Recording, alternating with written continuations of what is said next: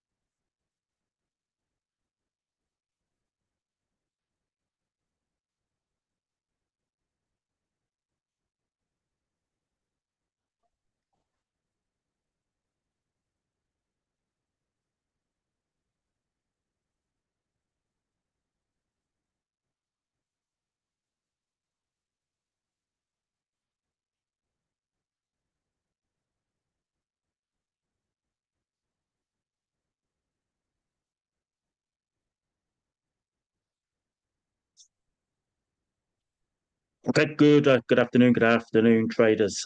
Welcome to Paul's Monday Market Update. Returning here, number 174 for Monday, 24th of February, 2025.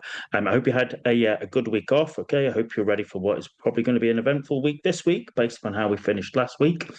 Before I kick in, just to those of you joining us for the live session, if you can confirm that you can hear my voice and you can see the slides, that would be fabulous. Be very helpful just to confirm that the technology is working in our favour rather than against us. That would be very much appreciated. Fabulous. Thank you. Thanks, Peter. Thanks, John. Thanks, guys. For those of you joining us for the first time, the Monday Market Update is literally just that. It is me flying through as much as I can squeeze in the next half an hour. Looking at strength and weakness within the FX indices and commodities markets, looking at some charts of interest of things that are going on you might want to add to your watch list, and then finally a look at the live markets, see how they're setting up for the week ahead. It is as I said, it's a market update. Okay, it's not a signal service, it's not trade recommendations. I'm just sharing with you what I'm looking at, which might help you in your own planning and trading for the week ahead. As always, you're very welcome here. Just remember that you're always responsible for your own trading decisions. What's going on for those of you in London or fancy a day out? I'm now going to be speaking this Friday at the London Trader Show, Friday 28th of February. I'm doing two sessions, I think 11:30 and at 2:50 at the moment in glorious Hammersmith. If you want to come and join us, do so. Okay, come along, say hello. If you want to get a discounted ticket, you can see there. Just go to London Trader Show and use Wallace 50. All right, if you want to register and come and see. And hopefully, if you are coming, just let me know. And yeah, it'd be great to catch up with people. Also, as always, I'll be doing my Monday Market Matters webinar this afternoon, 2:00 London time for active trades. You can see there, okay, today it's going to be all about risk management. You can either register on their website or use that QR code there to basically come and join us if you want a little bit more. And then I'm doing a Market Pulse weekly update every Wednesday at 7:00 London time, okay, for Admiral Markets. Once again, you can either see the link there or use a QR code, okay, or just go onto their website, sign up for that, and I'll just basically be looking at global markets, UK stocks, and a few currencies as well. Okay, so let us dig into what we're looking about here today. So let's just bring up the old drawing tool. If you're new to trading or new to joining us, this might appear, a little bit overwhelming or intimidating. It's pretty easy to understand once you get a grip of it. It's just bits that I take out of my own model from the work I do at weekends to basically identify the strength, trend, and momentum in FX indices and commodities markets. And what is it telling us? How does it help us? Well, here we are. We're into week 9 of the year already. Okay.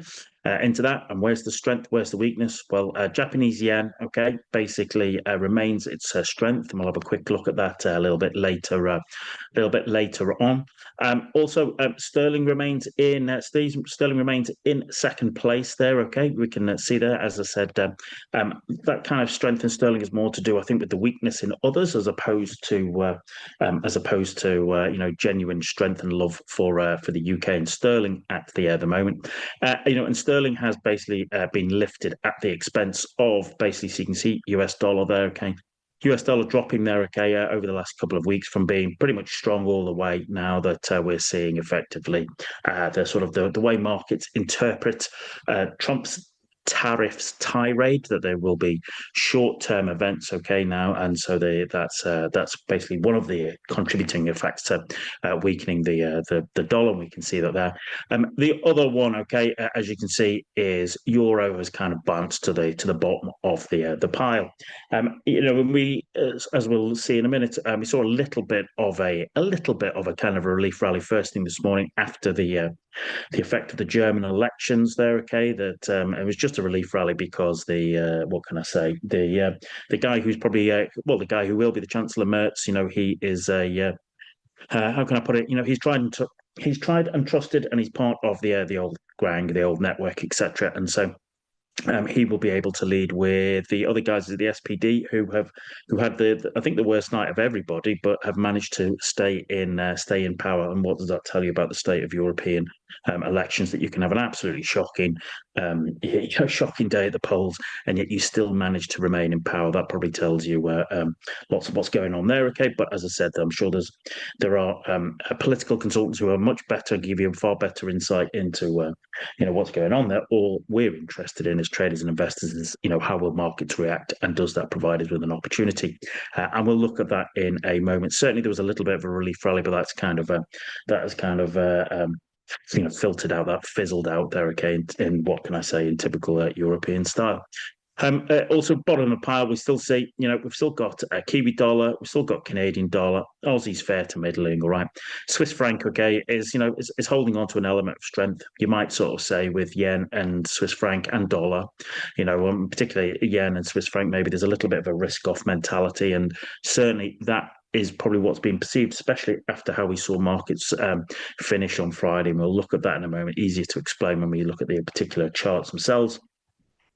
A bit of a kind of a mixed morning for us, okay, since we've gone. The kind of Swiss franc and the Japanese yen have weakened this morning, but as I said, I think whether that will continue into the afternoon session is another matter. Entirely.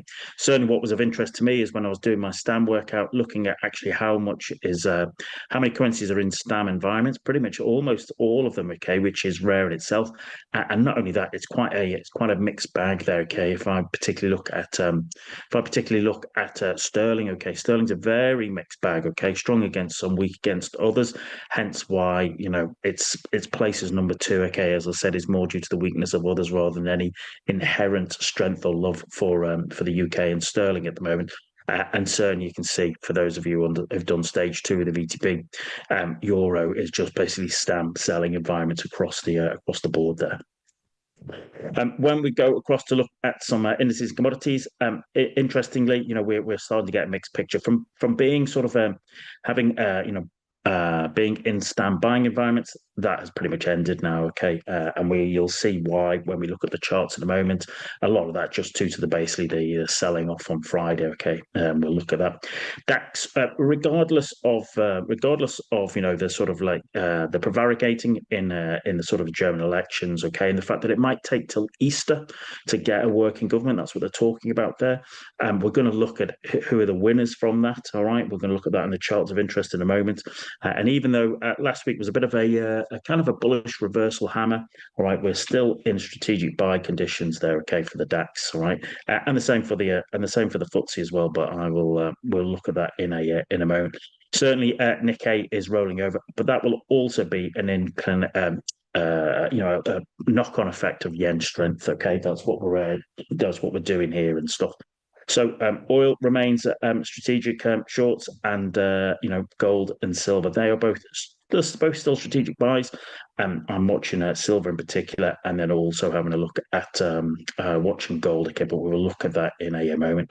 Bitcoin is a tactical short. Okay, and you can look at that. We will look at the chart there. It's a little bit moribund, is how I would describe it for the last couple of weeks. So, the pictures are shifting and changing. All right, everybody's now starting to get used to that kind of.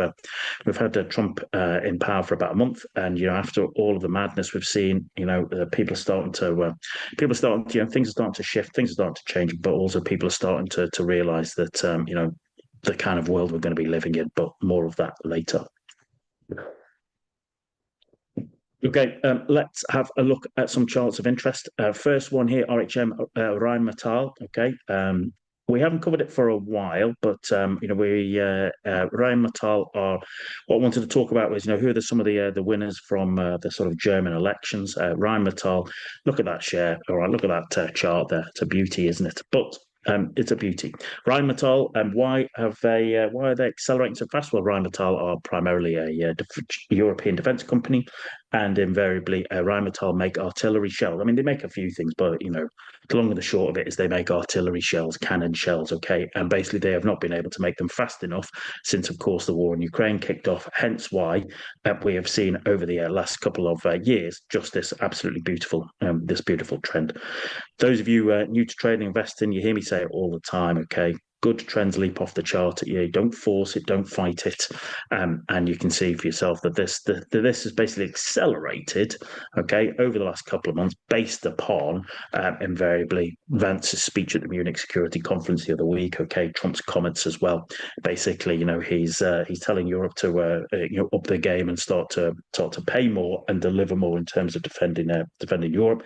That's caused all sorts of angst and heartache amongst the Europeans, etc. But to be fair, I'm shocked that they're all sort of clutching at their pearls, acting shocked or surprised, because Trump said this during his first term, and it should not have been a shock to anybody that he came out, and just repeated that at the start and has actually followed through on that. But as you can see, has not done Rheinmetall any good. Okay, and if anything, Rheinmetall's probably done better over the last year than NVDA, etc. Of course, everybody looks at those Mag 7 stocks and loves them, but as you can see, Rheinmetall has been working its way there.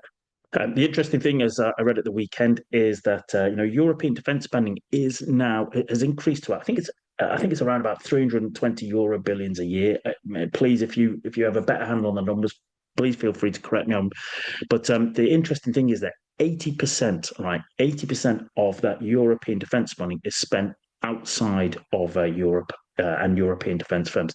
And the whole idea is that there's just not enough production capacity in Europe. So, what we're going to see is probably German politicians and European politicians and our own Mr. Starmer grandstanding, all right, about talking about how they're going to raise defence spending, but the thing is, you need to have production capacity. It's all well and good to say we're going to rearm, but you have to have production capacity to actually deliver upon that. I think Rheinmetall said that their order book for the next 10 years, even though they've opened a new factory, is basically they're maxed out already. Okay, so expect to see a lot of divergence between what politicians say and what the actual reality is on the ground. But anyway, Rheinmetall, look at that cracking chart.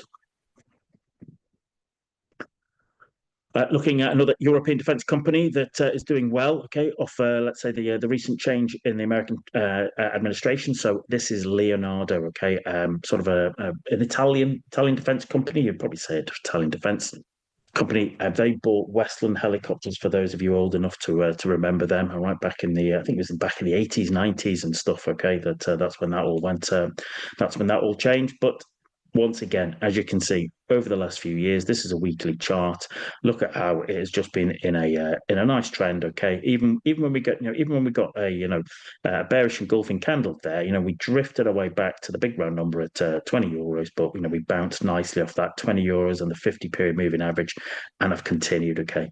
If anything, the only thing I would say about Rheinmetall and Leonardo and these companies is that it's almost like a parabolic move, which is one thing I'm always wary about. Okay, once price starts going vertical, it's shocking. It's not my style to chase that. Okay, if you're already in it, ride it as far as you can. Fabulous. If you're on the sidelines, like I am in Leonardo, then I wouldn't be chasing that. I don't. There's just something in me that doesn't like to chase it. Now there'll be other people who love chasing big candles, big bars. Fair enough. That's your style. Okay, that's what makes a market. But it's more about the theme here, as we can see, is that European defence companies are doing well, especially if you look at them compared to American defence companies, which have all had a bit of a shocking few weeks.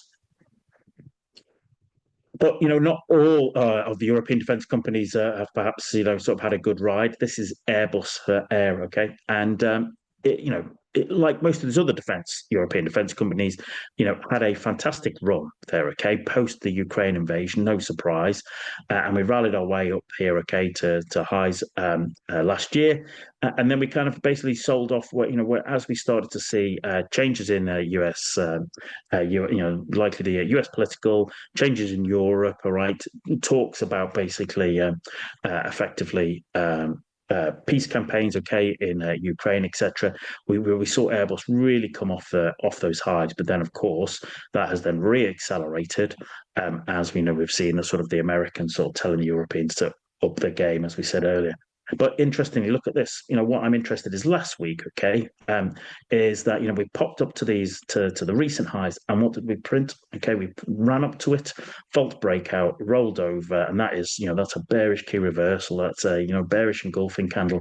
It's an interesting candle considering as I said, we've just got a change in Germany, and also all the European defence ministers are all in a kind of willy waving contest to say to up their defence spending. But that does surprise me there. Okay, that surprises me to see how that's particularly played out. Unless there is just this is a tacit admission that the politicians will say a lot, but whether they'll do anything is another matter entirely. So we shall wait and see. But that's quite I'm curious to see that when I see a big candle like that, real false breakout of the last previous high pushed off. Is it a case of that? That's just literally that false breakout? Are we going to drift our way back down towards the 50? Or is this just some profit taking and then actually we start to sort of attack that level again? I'd be watching that over the next week or two to see what the price action is like, to sort of give me an indication of whether we're rolling over an Airbus or whether this was just a bit of profit taking before the election, and now we're going to rally back up to those highs. But as I said, makes for an interesting chart, which is the whole idea of this section. And finally, all right, just finally before we switch across to the live markets, okay, of course, we still have quite a lot on in Americans' earnings, all right. I think Zoom again tomorrow, which of course this is what we're delivering this session on. But of course, the world and his wife is going to be watching for the NVIDIA numbers on Wednesday after the close, okay. And it's interesting, as I said earlier, the world and his wife is focused on NVIDIA, and of course by market cap, they're just unbelievable. But actually, if you look at that price action over the last 6 months, the Rheinmetall has been giving you a better return, and the price action there for NVIDIA is interesting. All right, let's just say that. Okay, I'm not exactly saying that the bullish story is over, but I'm curious that we had that kind of really nice double top there. Okay, we couldn't break the 50. And we couldn't break the 50, and we're rallying up there, okay. But even last week was a little bit of a this 140 number, okay. We couldn't get back above and close it, okay. We are also seeing, as I said, that sell off on Friday afternoon. There's also the indication, okay, that maybe the sort of the AI bubble is, if it's not being burst, it is being deflated, all right. And certainly if you look at some of those stocks, I think Palantir sort of price action on Friday was a shocker and stuff. And so I wonder whether that, as I said, the AI has just basically been deflated a little bit.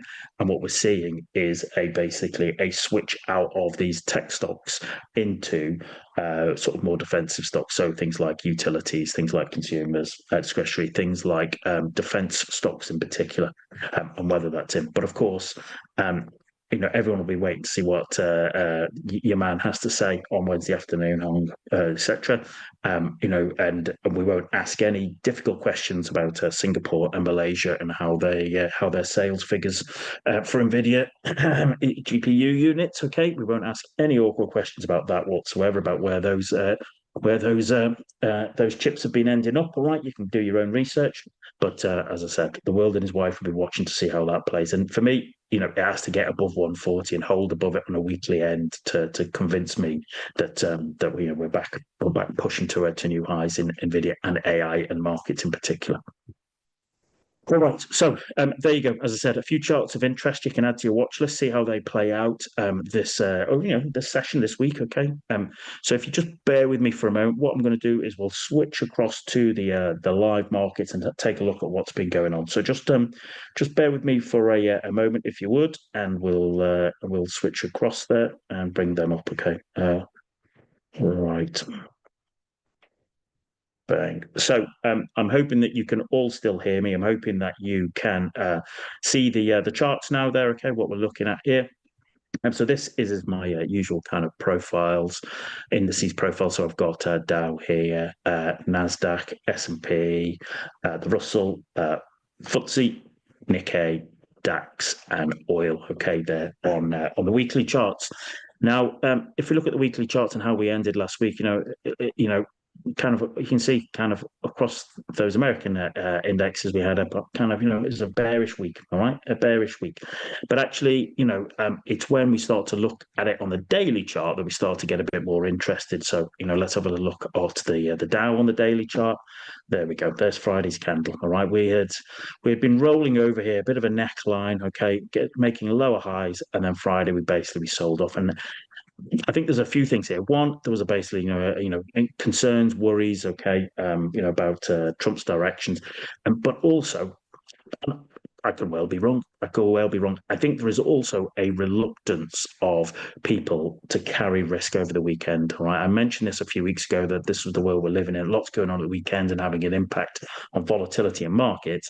I think when on Fridays and Friday afternoon, if the sentiment is negative, people just basically take the profits or trim their positions because they don't want to deal with the sort of the weekend volatility. So it kind of adds to the selling pressure. Then of course I'm sure the algos pick up on that and just basically they just want to sell every uptick. Okay, so that's what we can see there on that kind of the daily chart. And there's the 1 hour chart. Okay, there's the 1 hour chart from Friday afternoon. All right, you can see Thursday started a bit of a pullback overnight, sort of Asian, Europe, and then bam, off we go.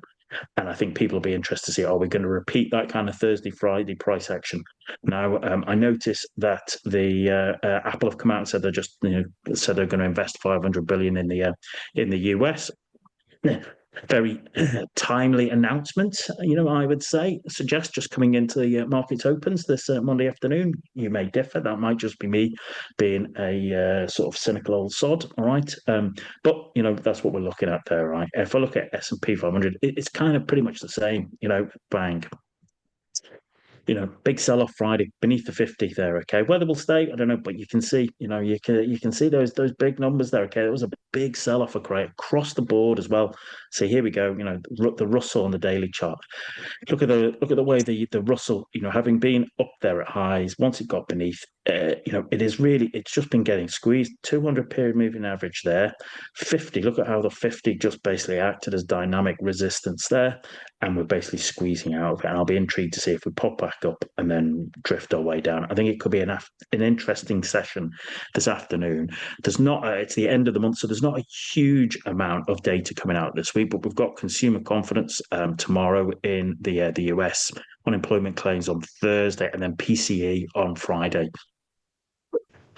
I wonder if the damage will be done before PCE on Friday. We shall wait on GDP. Okay, we'll have to wait and see. But you can see for yourself, how that's gone on, and I'll be looking to see how today's session and tomorrow, whether we continue that or whether, as I said, comments from Apple about investing $500 billion, whether that's enough to keep the party going. Close to home, FTSE. Okay, I've been intrigued by FTSE here. We broke out of the range of malaise, and we broke out of it. But the other week, we finished false breakout. I look at that false breakout. Okay, that's a kind of a gravestone doji, he says, and then followed through last week. Okay, so I'm going to be curious to see how that particularly carries on. Okay, on a tactical basis, short term basis, whether that offers opportunity. But I think part of that is also just going to be defined by the overall sentiment. If I look at Japanese Nikkei, we said said that there was strength in the Japanese yen, and you can see it's just the Nikkei. It's done really nothing now, but I would suggest that we're starting to just kind of, at the moment, I would look at that as beginning to roll over a bit in the Nikkei, but that's not a surprise because yen is top of the pile, all right, and that's the inverse correlation there. But of course, the big news, as I was saying, is those German elections. The weekly chart, DAX continues to be in a very strong uptrend. We just look at Rheinmetall, etc. You can see why. Last week in front of the election, we had that kind of bearish hammer there that people would look at. If we go down to the daily chart, during the middle of the week, that bearish hammer is built off a daily bearish key reversal, and we had a little bit of. If we go down to the if we go down to the lower charts, the hourly charts, we gapped up a little bit, okay, from Friday, to last night. But yeah, it's kind of fizzling out there now, and now I think people will be just waiting to see what the American markets open, okay, and the DAX. That was the DAX's chance for a manoeuvre, and it's a bit of a damp squib. I'd actually probably call that more bright, but that's how it's particularly played out. And as I said, it could take a good while for the Germans to sort of correct or put together that coalition, and we'll have to wait and see how that particularly plays and stuff. So. Daniel, you're very welcome. All right, thanks for joining us. You're always welcome here. So that's what we've been seeing on STAM. But of course, with that, then of course, people are also. Oops, just bear with me. People are also that's what I want to bring up here is. Excuse me. What I wanted to do is for us to have a look at gold. Okay, people, let's have a little look at gold here. Weekly chart of gold. What we've pushed through there is, you can see, we printed a hammer at 2,900 the week before last. Last week we continued as people have started to get a little bit nervous and wary. You can see that even though we had, a weekly hammer, even though we had a daily double top with an engulfing candle, which normally I'd be all over that just for a short term. It continues to track higher. Okay, I wouldn't exactly say with great enthusiasm, but it continues to track higher. That daily uptrend is continued to be in place. So that becomes your bias. If you look at silver on the weekly chart, silver on the weekly chart has continued to work its way higher, but there are wicks to the north side, and the last week's candle it's like a bearish inside bar, pin bar, this kind of 3250 level. It's kind of curious. I'm intrigued to sort of see, is that just a kind of, are we going to take a little bit of profit taking and just a little bit of a short-term drift back down towards the 20? I'll be watching that. As I said, there seems to be those wicks at 3250 area. There's not as much buying pressure going on there as you might think. And Bitcoin, as I said, Bitcoin on the weekly chart, the indecision. You've had 3 weeks of indecision there, okay? 3 weeks of it. After that big double top, I still see this kind of, neckline around 94. If it breaks it, well, 90 clearly is easily got to. And then it's a case of, how does it react with a 20 period moving average, all right? Because it's not been there for, since what's that, October of last year? It hasn't visited it, how's that going to interact? So, might want to be keeping an eye on that. And all of that, if you look at those, all right, Bitcoin, you look at gold, you look at silver, a lot of that is to do with their interactions with the dollar, all right, in terms of, what are we seeing from the dollar? How is it basically responding? What are we likely to see going forward? So I've clearly got far too much up here running at the moment and stuff, and some of my other trading stuff going on in the background. But yeah, everybody's going to be interested in see what the dollar has and how that is having knock-on impact, not on just the majors as we're about to look at, but also with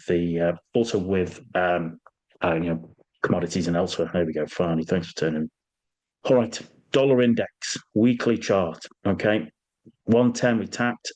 But this was a lower high, and as you can see, since then we've continued to drift down. We had a little bit of a bump there this morning, all right, in terms of the a little bit of a maneuver. We'll go down to here we go onto the short term. This is a 30-minute chart. We gapped down, okay, and then reversed overnight. The Asia session would come up and fill the gap already.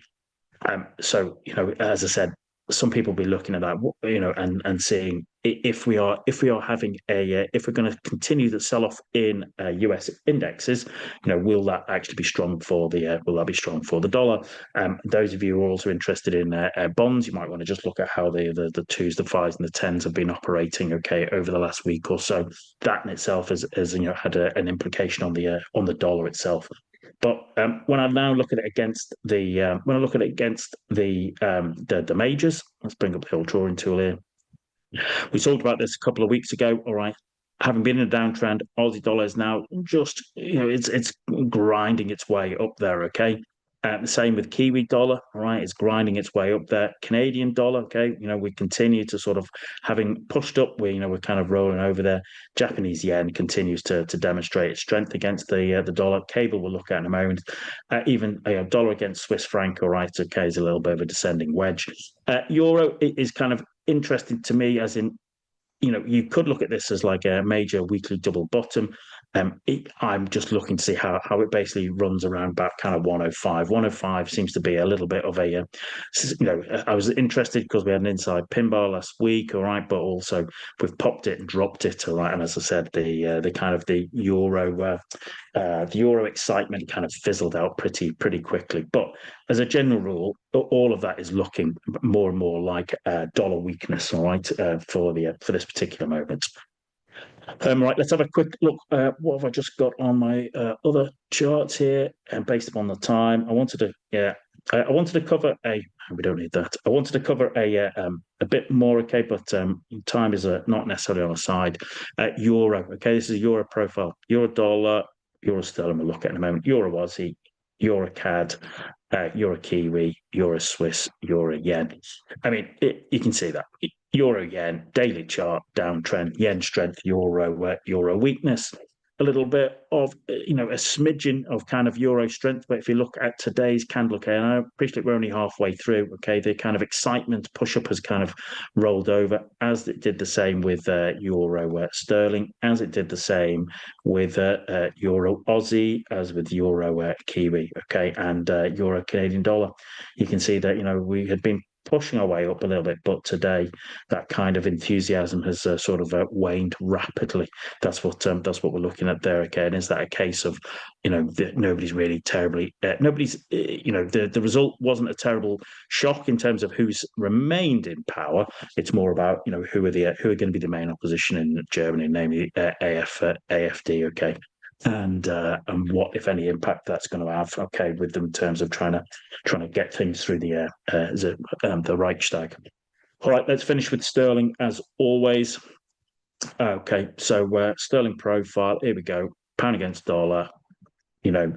As we've just talked about, we've seen that bit of dollar weakness, and that has given some sterling strength. But as I said, it's more due to dollar weakness, and also maybe an illusion that the sterling in the UK might not be as hit as hard by tariffs as our European compatriots. Perhaps. All right, perhaps. STAM is going to Washington this week, isn't it? So I suspect he'll go there, grandstand a bit, but leave with his tail between his legs. But maybe I'll be wrong. But you can see for that, that we've had that kind of sterling strength off the back of dollar weakness. That's the way we look at it there, okay, for cable. Pound against Japanese yen, you can see, that has continued to be sort of yen strength, not a real shocker there. Pound against Swiss franc, even though Swiss franc, okay, has strengthened to the third place, really, if you're looking at the lows there, the lows are all getting higher, okay, on the weekly chart. The pound against Swiss franc, now there's lots of wicks there, okay, we're probably just going to continue in that miserable range that we're in. Pound against New Zealand dollar was interesting because we've effectively got three bearish, kind of versions of hammer candles there. I was intrigued to see, whether that was just basically going to roll us over and see some Kiwi strength. But then you need to have a reason why you'd have why you'd actually have any Kiwi strength from that. But as I said, a lot of that is just more to do with sterling. Sterling just mincing around. If we look at a pound against Canadian dollar, look at that, it's 180, it's back up. Realistically, for the last few months, that is what we've been doing, pivoting around 180. In the same way, pound against Aussie, we've been pivoting around 2 there, okay? That's what we're doing, all right? There's not anything to get excited as let's say as a longer term swing trader.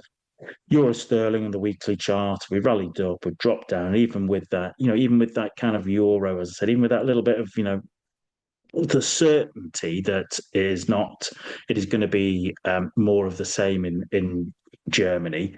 That has not at this moment sort of given any kind of euro strength there. It still continues to sort of work its way down. It's if you look at this morning on the euro sterling, we popped up out at the start of the session and then literally just sold off all the way all morning. That was a kind of a lovely Pac-Man move there. But more of that on another day. Okay, ladies and gentlemen, let's draw it to a close there. Apologise, I overran just a little bit, okay, but lots going on, lots I want to try and pass on to you. As always, as I said, I'm racing through trying to share with you as much as I possibly can. Once again, if you want a little bit more education, I'm doing the Monday Market Matters webinar for active trades this afternoon. Failing that, if, as I said, London Trade, a show, okay. If any of you go in there, come and see us, come and say hello, all right? And for the rest of you, hope you have a fabulous trading week, and I look forward to speaking to you all soon. Take care and trade well, everybody. Cheers.